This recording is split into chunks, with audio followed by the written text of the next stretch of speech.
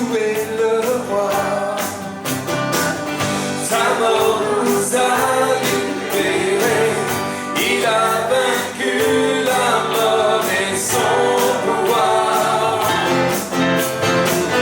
Louez le roi, Jésus est vivant pour toujours, il règne pour l'éternité. On reprend ensemble, louez le roi. Louez le roi, sa mort nous a libérés, il a vaincu la mort et son pouvoir. Louez le roi,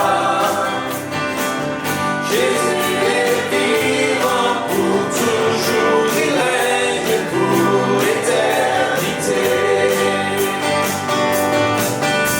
Sur terre, quelle obscurité, Satan semblait avoir triomphé.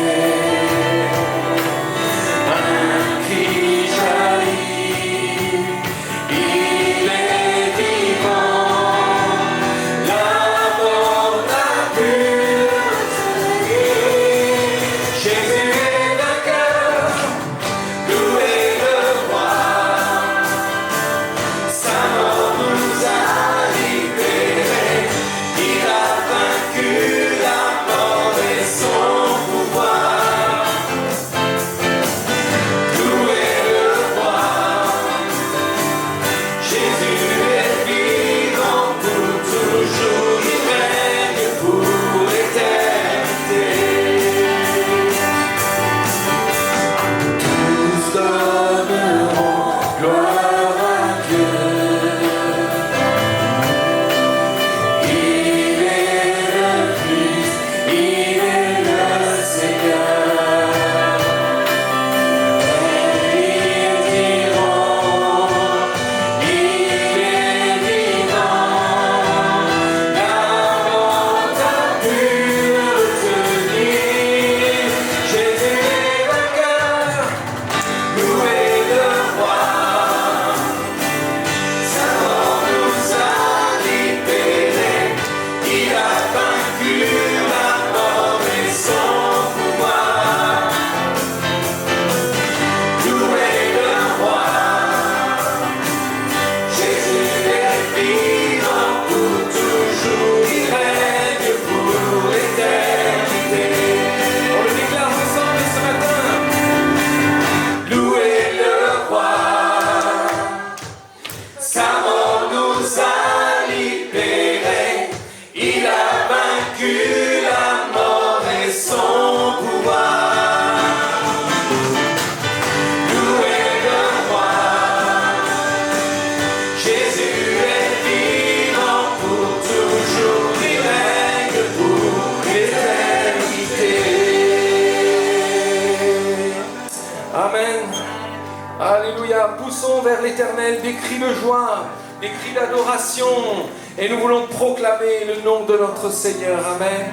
Ô Jésus, mon Sauveur, Seigneur, nul n'est comme toi. Amen. Alléluia.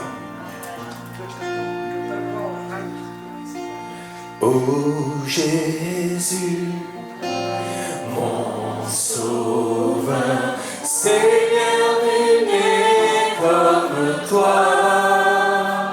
Jour après jour, je te louerai, car ton amour est merveilleux.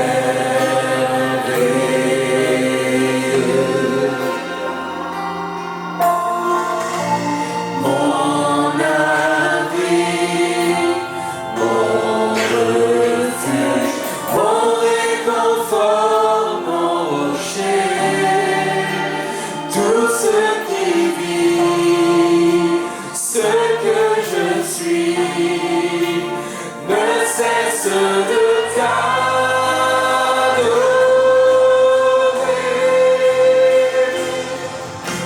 Chante au Seigneur, crie de joie, terre entière. À Dieu la gloire, la puissance.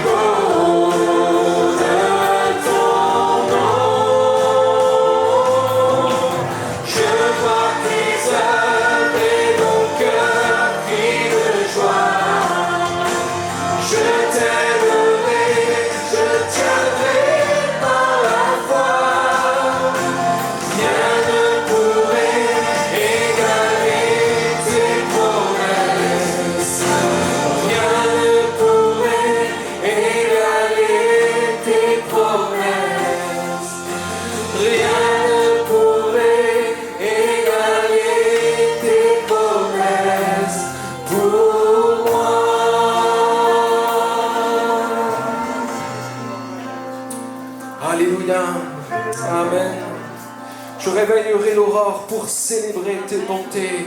Amen. Ce matin, nous sommes venus dans la maison de notre Dieu pour le louer, l'adorer, dans ses parvis, pour le glorifier. Amen. Je réveillerai l'aurore pour célébrer tes bontés. Je t'apporterai au Seigneur le cri de mes lèvres. Près de toi je suis tranquille, je chanterai tes louanges. Grande est la fidélité que tu déploies sur moi.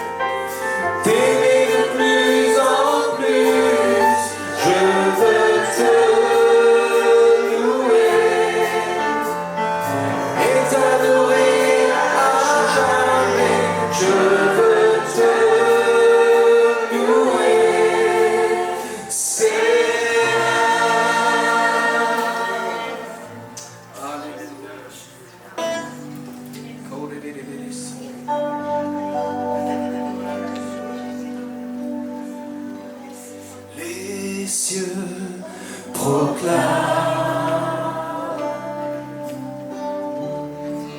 la gloire du ressuscité. Rien n'est égal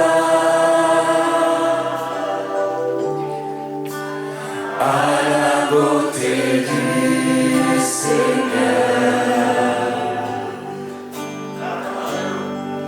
À jamais il sera,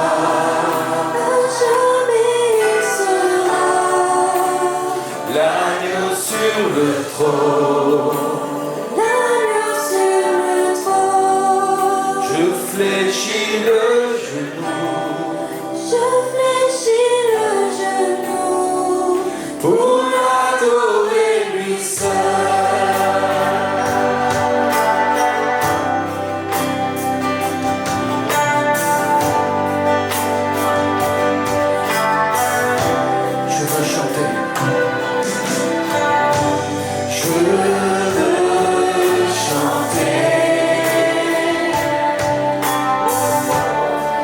La gloire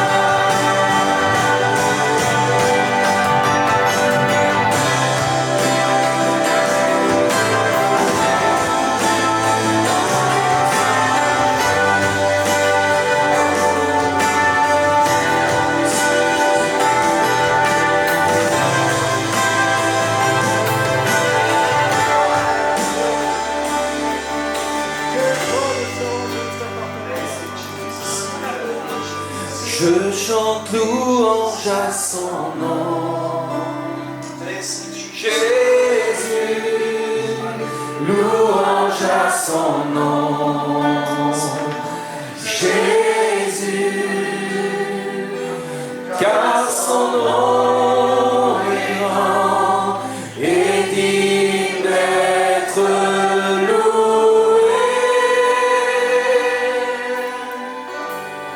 Je chante louange à son nom. Jésus, louange à son nom. Jésus, car son nom est grand et digne d'être loué. Je chante louange à son nom. Seigneur Jésus, Louange à son nom. Seigneur, tu mérites la Seigneur, ton nom est grand. Son nom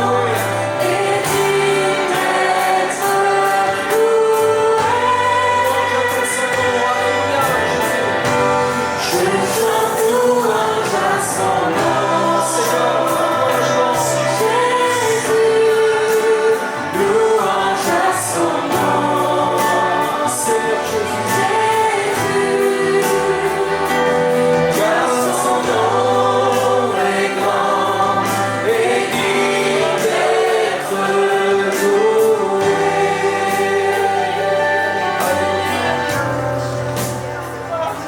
Car son nom est grand et digne d'être loué.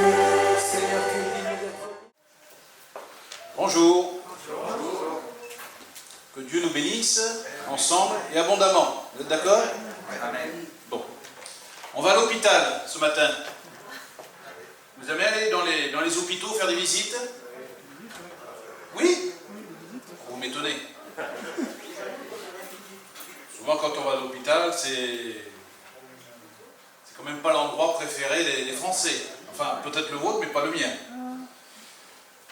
Il faut dire que quand on va à l'hôpital, vous êtes habitué à faire des visites dans les hôpitaux, on est confronté à la maladie, à des accidentés de la route, à des gens qui sont en souffrance, et selon les services où on va, c'est quand même difficile.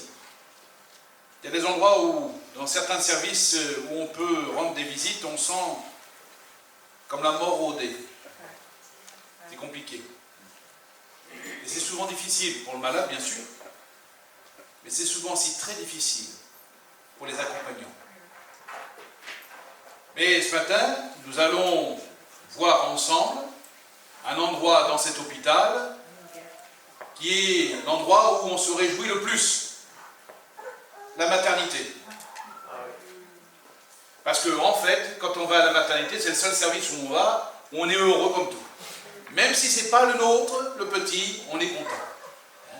Et ma femme n'est pas là parce qu'elle était occupée, mais ma femme, lorsqu'il y a un bébé qui arrive dans l'église, souvent je l'avertis. Je dis, Anne, non. Voilà, parce que c'est comment dirais-je, quelqu'un qui aime bien les petits. Et donc la maternité, c'est un endroit où on se réjouit le plus parce que, encore une fois, si c'est même pas de notre famille, le fait d'avoir ce bébé, c'est tellement beau, c'est super. Mais en maternité, il y a aussi des moments qui sont difficiles. Et c'est là où je voudrais vous amener ce matin. On va dans le livre de la Genèse, au chapitre 35, et au verset 16, où il est écrit, pardon, je ne vais pas demander l'heure, à quelle heure on se termine? Quand tu veux. Oui, mais enfin, quand je veux, c'est pas une réponse. Non, mais il y a moyen. À quelle heure vous finissez? Dites-moi, je ne peux pas compter sur votre pasteur, il me dit quand je veux. Alors, à quelle heure vous finissez l'étude? 1h15. Voilà. Ils partirent de Bethel il y avait encore une certaine distance jusqu'à Ephrata, lorsque Rachel accoucha. Elle eut un accouchement pénible. Et pendant les douleurs de l'enfantement, la sage-femme lui dit, « Ne crains point, car tu as encore un fils. » Et comme elle allait rendre l'âme, car elle était mourante, elle lui donna le nom de Benoni. Mais le père l'appela Benjamin. Amen. Voilà une situation difficile. Personne n'aurait pu imaginer un seul instant que Rachel mourrait en couche. Jacob, lorsque Rachel a annoncé à son mari, eh bien voilà, je porte un petit, ça a dû être la fête sous la tente. Tout le monde a dû se réjouir. Parce que lorsque ma femme m'a annoncé une naissance, je suis rentré du travail, ça fait bien des années maintenant, et j'ai ouvert la porte, et il y avait un petit vêtement qui était suspendu. Alors j'ai compris que c'était une annonce admirable, superbe. Et alors là, lorsque Jacob a appris que sa femme était enceinte, c'était la fête. Et puis petit à petit, eh bien, Rachel a pris un petit peu de poids, le ventre s'est arrondi, et puis peut-être que le papa, eh bien, sur le coup, il ne voyait pas grand-chose, il disait quand même, tu dis que tu es enceinte, mais enfin bon, sauf que la maman, elle le sentait, que son corps se transformait. Et puis à un moment donné, peut-être qu'à 6 mois, il a commencé à réaliser en disant, c'est vrai que tu as ton ventre qui commence à s'arrondir. Et puis, si c'est un papa comme beaucoup, ils font une expérience sur la maman lorsqu'elle est enceinte, ils posent une assiette sur le ventre lorsqu'elle arrive vers les 8 mois. Et elle voit l'assiette bouger. Alors ça, c'est super, non? Mais voilà que les contractions arrivent, et puis ça va pas bien. Mais enfin bon, c'est normal, on va accoucher.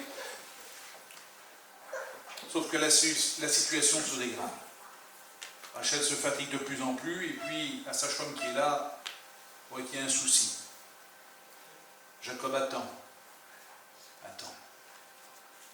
Et puis ça se dégrade de plus en plus. Rachel est en train de perdre le souffle de la vie. Et voilà que la sage-femme, pour l'encourager, lui dit en quelques mots, ne crains pas, tu as encore un fils, prends courage. Et Rachel, dans les derniers moments de sa vie, va appeler son fils Benoni. Alors Benoni, c'est très oriental, c'est agréable, non, comme prénom. Benoni, c'est plein de soleil, hein, c'est plein de voyages. Benoni. Sauf que Benoni a une signification qui est tout autre que quelque chose de charmant. Benoni signifie fils de ma douleur. Et ici, Jacob va se refuser d'entendre que sa femme veut appeler son fils Benoni. Benoni encore, si on vous appelle Benoni, bon, voilà. C'est comme Dolores. Dolores, douleur. Imaginez qu'on vous appelle Benoni et que vous le traduisiez en français, fils de ma douleur, en plein derrière. Fils de ma douleur. Les gens se retourneraient en disant, quel prénom? Et Jacob s'est refusé en disant, il ne s'appellera pas Benoni. Jacob a eu beaucoup de courage. Oh, non pas de s'opposer à sa femme en disant, c'est comme ça, c'est pas autrement, non. Et par là, sa femme qui était en train de mourir. Ma chérie, on ne l'appellera pas Benoni. Je ne veux pas qu'on l'appelle Benoni. Benoni, non. Benjamin, fils de ma droite. Je crois que l'Église peut avoir dans son sein des gens qui sont restés des Benoni. Des gens qui sont de braves gens, des gens qui aiment Dieu, qui ont fait une réelle expérience, qui ont une réelle conversion, mais qui quelque part sont restés avec des Benoni dans leur vie. sont restés avec des choses qui cachaient. Quand je parle de cacher, je ne parlerai pas de péché là. Mais des choses qui les a rendus irritables. Des choses qui les rendent difficiles à vivre. Qui font de ces chrétiens des gens complexes parfois. Quant à les comprendre, pour les saisir.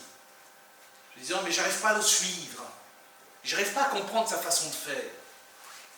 Tout simplement parce qu'il y a des gens qui ont des bénouilles. Je ne peux pas imaginer un seul instant qu'une jeune fille qui a été agressée lorsqu'elle était ado, par exemple, ou un enfant qui a été abusé, puisse venir comme ça. Alléluia, gloire à Dieu, je me fais baptiser, tout est beau, tout est merveilleux. C'est faux. Quelqu'un qui vient me dire ça, je pense que ce serait un mystique. Il y a tout un processus de guérison intérieure à vivre. Et, mes frères et sœurs, je suis obligé de vous le dire, soit que l'on reste des Benoni, soit que l'on devient des Benjamins. Mais en fait, il faut avoir du courage pour dire, je ne veux plus être un Benoni. Je veux être un Benjamin. Vous savez, les dames, peut-être ici, ou pas, on n'en sait rien, mais aiment porter, enfin, aiment, je ne sais pas si vous aimez, à vrai dire, mais peuvent porter des perles de culture. Vous savez comment c'est fabriqué, les perles de culture? C'est naturel, je ne parle pas ce que vous allez acheter, les perles de culture que vous allez acheter en plastique, hein, bien sûr, bien d'accord, les vraies perles de culture. Comment prendre-t-elle naissance, ces perles de culture? C'est un grain de sable qui se met dans une huître, et en fait, l'huître ne pouvant pas rejeter ce grain de sable, va vivre avec. Ils vont cohabiter ensemble. Et c'est lui qui va faire que, eh bien, ce grain de sable va devenir eh bien, une perle. C'est beau. C'est beau une perle de culture. Sauf que quand on connaît l'origine de la perle de culture, on s'aperçoit que ça vient d'une souffrance. D'une cohabitation avec la souffrance. Et je crois qu'on peut être de vrais chrétiens qui cohabitent avec leur propre souffrance. Vous le croyez ou pas? Et c'est ça qui les empêche de progresser. Encore une fois, ce sont de braves gens, mais qui ont des difficultés. Il m'est arrivé de rencontrer des gens qui avaient l'appel du réfrigérateur. Ne rigolez pas surtout. C'est psychologique. Des gens qui vont chercher leur refuge dans le réfrigérateur. Parce que c'est comme ça, ils se réfugient dans le réfrigérateur. Hier, j'ai vu quelqu'un qui disait, au mois d'octobre, j'étais encore à 5 litres de vin. 5 litres de vin. Il s'est fait soigner. Je vous parle d'un chrétien. Combien d'autres ont des addictions? Des choses qui sont là au fond d'eux-mêmes et ils essayent de lutter contre, ils n'osent pas en parler à personne parce qu'ils se disent, mais si j'en parle, comment le regard des gens ne sera plus le même envers moi? Et ils se retrouvent seuls, isolés. Alors ils viennent à l'église. Ils sont derrière leur écran. Ils louent le Seigneur. Mais sans cesse quelque chose dans le coin de la tête. Un jour, une femme a fait cette expérience de rencontrer le Seigneur à travers un homme de Dieu. Une femme qui a rencontré Dieu ou qui avait un rendez-vous divin qui était à son insu. Alors ça, c'est super. Moi, ça, j'aime ça. Quand Dieu conduit les choses sans l'intervention humaine, ou quand Dieu se sert des hommes pour, alors ça, moi, c'est bon. Parce qu'en fait, rien ne dépend de nous, hein. C'est de Dieu. Et que Dieu se sert de nous pour être juste des canaux, ça fait du bien aux autres et ça fait du bien pour nous. Et en fait, on se dit, mais c'est vraiment la gloire de Dieu, quoi. Et là, notre homme, l'homme de Dieu, c'était Élie, qui, vous connaissez cette histoire, va être envoyé par Dieu vers la veuve de Sarepta. Et cette femme, cette veuve de Sarepta, elle vit des choses difficiles, tragiques. Elle est veuve, elle a son garçon, et en plus, il n'y a même pas d'espérance dans cette famille. Puisque c'est la pauvreté, un peu de farine, un peu d'huile, 2 morceaux de bois, et voilà son témoignage. Elle dit à l'homme de Dieu, après lui avoir donné de l'eau, parce que ça ne lui coûtait rien, et en plus c'était de l'accueil quelque part. Elle lui donne elle dit à la femme, elle dit à cet homme, j'ai un peu de farine, un peu d'huile, 2 morceaux de pain, et puis après on va mourir. Pas d'espérance. Et puis l'homme de Dieu dit, donne-moi fais comme tu dis, mais premièrement, et dans le premièrement, on y voit eh bien l'image de Dieu, se dit, d'abord à Dieu, et tu auras de la farine, de l'huile, et ça a marché. Parce que c'était une parole qui venait de Dieu. Et puis voilà que il va y avoir là aussi quelque chose qui va se passer. 1 Roi 17, verset 17, il est écrit, après ces choses, le fils de la femme, maîtresse de la maison, devint malade, et sa maladie fut si violente qu'il ne resta plus en lui de respiration. Cette femme dit alors à Élie, qu'y a-t-il entre moi et toi, homme de Dieu? Écoutez bien. Es-tu, ah ben vous le lisez, es-tu venu chez moi pour rappeler le souvenir de mon iniquité, pour faire mourir mon fils? Est-ce que tout est bien fait? Est-ce que c'était juste, comment dirais-je, de l'appât? De l'appât. Je jette, t'attrapes, allez, c'est bien. Est-ce que Dieu est venu régler les comptes? Es-tu venu rappeler le souvenir de mon iniquité? En fait, c'est ça. Dieu se sert de toi pour venir régler les comptes. Dieu vient régler les comptes. Après m'avoir fait, entre guillemets, croire que tu allais me venir et ça marchait, maintenant, paf! Eh ben non.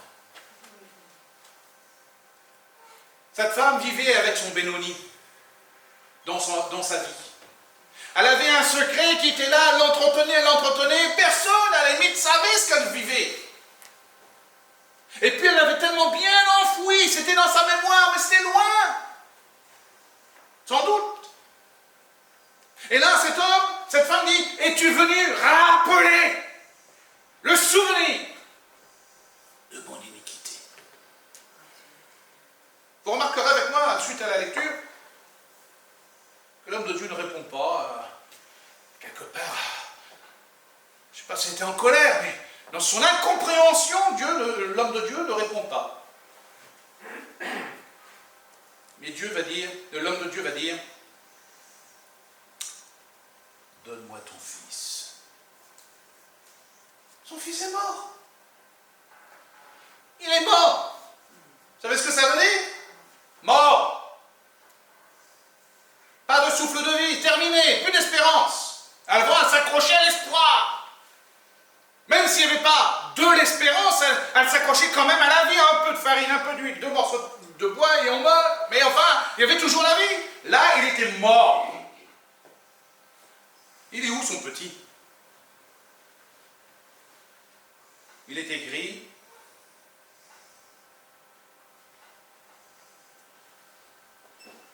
Il le prit du sein de la femme. Ça m'a interpellé, moi, ce passage. En fait, quand une maman donne naissance à un bébé, enfin, moi, c'est admiratif, je suis admiratif pour ça. Le bébé, il sort. Wow. Alors, la sage-femme s'occupe de le faire pleurer pour la première fois. C'est pas pour lui faire de la peine, vous savez, hein. Pour qu'il puisse... les poumons puissent s'ouvrir. Et que fait-on de ce bébé? On le prend, on le met sur la poitrine de la maman. Oh, puis c'est beau là, qu'est-ce qu'il fait? Il est là, il vient se cajoler. Et la maman, elle découvre son petit tête qui est là. Le papa, il est... Vous voulez une chaise, monsieur? Et la maman, elle est heureuse. Et son bébé qui découvre la maman. C'est beau. Mais à la naissance, on met le bébé sur le sein de la maman. Ça s'appelle la vie. Et paradoxalement, ici, son enfant, il est mort.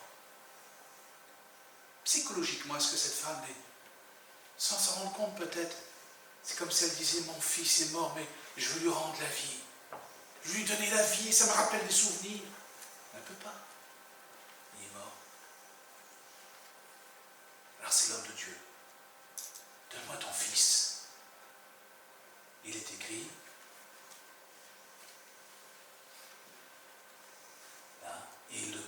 sein de la femme. C'est lui qui prend l'enfant. En fait, elle lui permet de prendre cet enfant parce que d'elle-même elle ne peut pas. C'est son petit. Il est mort, mais il est toujours là. Elle le sent, elle le touche. Donne-moi ton enfant. Mes frères et sœurs, avez-vous ce bénoni dans votre vie? Laissez Dieu vous le prendre. Cette souffrance, ce non-dit. Peut-être même que les plus proches autour de vous ne sont même pas au courant de ce que vous avez vécu. Parce qu'il y a des choses qui ne se disent pas. Ou peut-être que vous l'avez déjà exprimé, mais vous vous êtes rendu compte que les autres ne le comprenaient pas, ne l'entendaient pas. Ils vous disent, oui. Et vous avez vu qu'il n'y a pas de réception. Parce qu'en fait, c'est trop fort ce que vous vivez. Je lutte contre le fait de dire, frère, je vous comprends. Je lutte contre ça. Parce que je me dis, en fait, on ne peut pas comprendre l'autre. C'est pas possible de comprendre la souffrance de l'autre. Combien même on peut vivre là exactement les mêmes choses, on est tous différents. On a tous notre sensibilité, notre fragilité, nos réussites, mais aussi nos échecs. Et on ne peut pas se mettre à la place de l'autre. On peut comprendre un peu certaines choses. Mais c'est faux, à mon sens, de dire « je vous comprends ». Je comprends pas. Qui pouvait se mettre à la place de cette femme qui est en train de perdre la vie, qui a perdu la vie en disant « Benoni ». Et l'autre, es-tu venu rappeler le souvenir de mon iniquité? Donne-moi ton fils. Mon fils. Donne-moi ton fils. En fait, l'homme de Dieu a pris cet enfant. Il est écrit, il le prit du sein de la femme, le monta dans la chambre haute où il demeurait, et le coucha sur son lit. Puis il invoqua l'Éternel et dit, Éternel mon Dieu, est-ce que tu affligerais au point de faire mourir son fils? Même cette veuve chez qui j'ai été reçu comme un hôte, on passe pour aller plus vite. Dieu va ressusciter ce fils. Je suis sûr que vous dites c'est sympa, c'est une belle histoire. Waouh. Et pour vous, vous dites ça fait si longtemps que c'est comme ça. Alors arrêtez avec ça. Parce que le Dieu que je connais, celui que vos pasteurs connaissent, et qui en fait que vous connaissez, c'est le Dieu de l'impossible. Amen. Il est écrit dans Jérémie 30,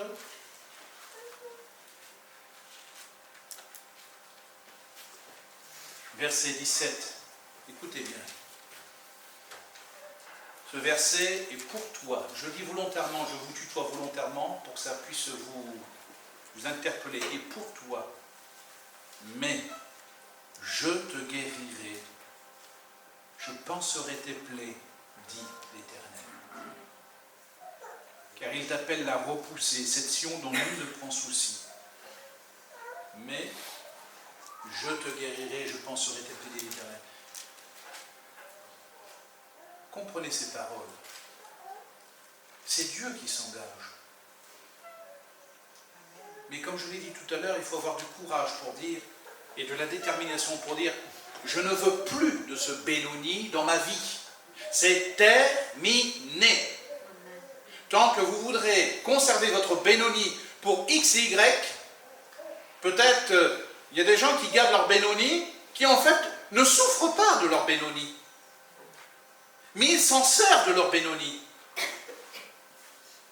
Parce qu'en fait, comment dirais-je, ils s'apitoient sur leur sort. C'est terrible d'être comme ça. Des gens qui ont un Benoni et ils se disent, après tout, je suis tellement habitué avec, alors je le conserve. Parce que les gens s'intéressent à moi. Excusez l'expression, c'est le chien qui se mord la queue. Pourquoi? Vous avez déjà vu un chien qui tourne comme ça? Il essaie d'attraper sa queue. Pourquoi je vous dis que c'est un chien qui se mord la queue? Ben, c'est tout simple. Parce que ces mêmes gens qui ne veulent pas s'en sortir, qui s'apitoient sur leur sort, qui à la base, ceux qui le disent c'est vrai, mais qui ne veulent pas s'en sortir, qui veulent rester avec leur Benoni, ils vont user tous les autres. Parce qu'à chaque fois, ils s'apitoient. Oui, viens chez moi. Alors les autres qui sont gentils, ben, ils viennent. Ils viennent, ils vont faire ci, ils vont faire ça. Mais l'autre, ça ne l'intéresse pas qu'on vienne régler son problème. Parce qu'il attire les autres vers lui, il pompe, il pompe, il pompe, et à un moment donné, ceux qui sont là, ils disent, moi, je n'en peux plus, hein, ils ne s'en sortent pas. Et ils partent. Et ce même-là, il dit, oh, il n'y a personne qui m'aime. Donc il va se retrouver, je vais employer vraiment le mot, d'autres victimes, pour dire, viens, j'ai besoin, j'ai besoin. Mais ça, ce sont des gens qui ne s'en sortiront jamais. Pourquoi? Parce qu'ils ne veulent pas s'en sortir. Ce sont des gens qui s'apitoient sur eux-mêmes.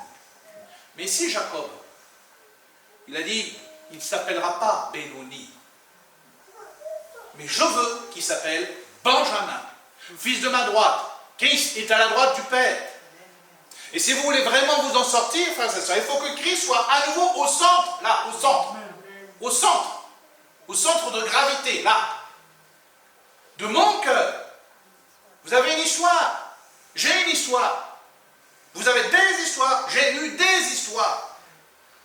Nous sommes tous confrontés à ça. Tous.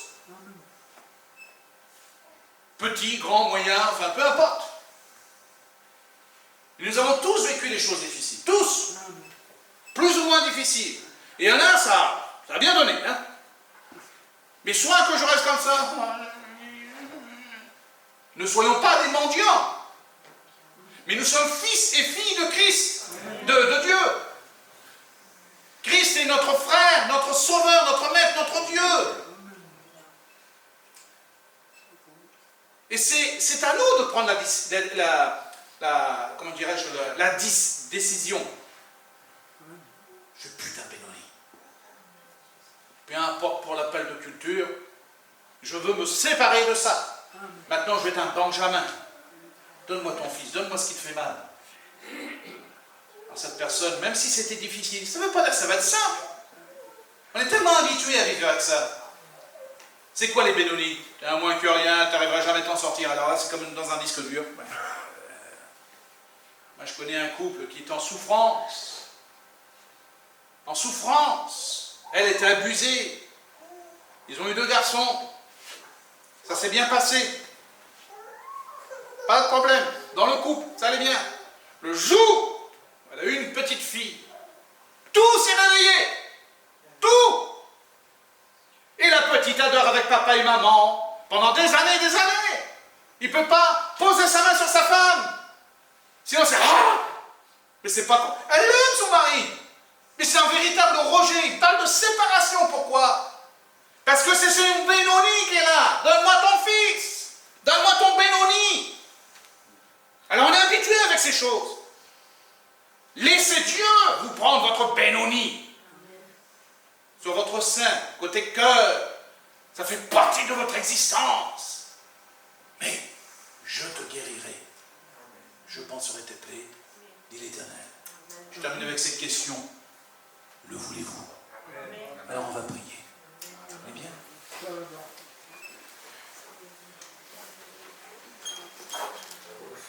Nous ne sommes pas au spectacle, vous avez compris. Mais je vais faire volontairement un appel. Pour tous ceux et toutes celles qui peut-être ont leur Benoni. Peu importe s'il y en a qui vont découvrir que vous avez votre Benoni, vous avez votre Benoni, ben vous avez le droit de l'avoir, votre Benoni. Ça fait partie de votre vie. Mais peu importe si les autres, ah bon, on a un Benoni. Et après, c'est pas parce que les autres vont voir que vous avez un Benoni que vous avez besoin de leur dire ce que c'est votre Benoni. Ça ne regarde personne. C'est entre vous et le Seigneur. Vous n'avez pas à dire pourquoi vous êtes avancé. Ça ne regarde personne. Et je vous demanderai, vous qui peut-être aimez savoir les choses, ne posez pas la question, soyez respectueux. D'habitude, je dis aux gens, fermez les yeux et puis on va prier. Mais là, je voudrais vous demander de vous avancer. Vraiment. Et qu'on puisse prier pour cette situation. N'hésitez pas, approchez. On va prier maintenant. Et que le Seigneur puisse vous visiter. Que nous sommes le combien aujourd'hui? Le 15. C'est ça? 16. Que vous puissiez vous dire, bien moi le 16, eh bien Jésus m'a visité. Ça a été quelque chose, c'était terminé. cette perte de culture, ce Benoni? Y a-t-il des gens qui veulent s'approcher? N'hésitez pas. Vous savez, l'orgueil n'a jamais fait avancer ni... Christ est la lumière du monde.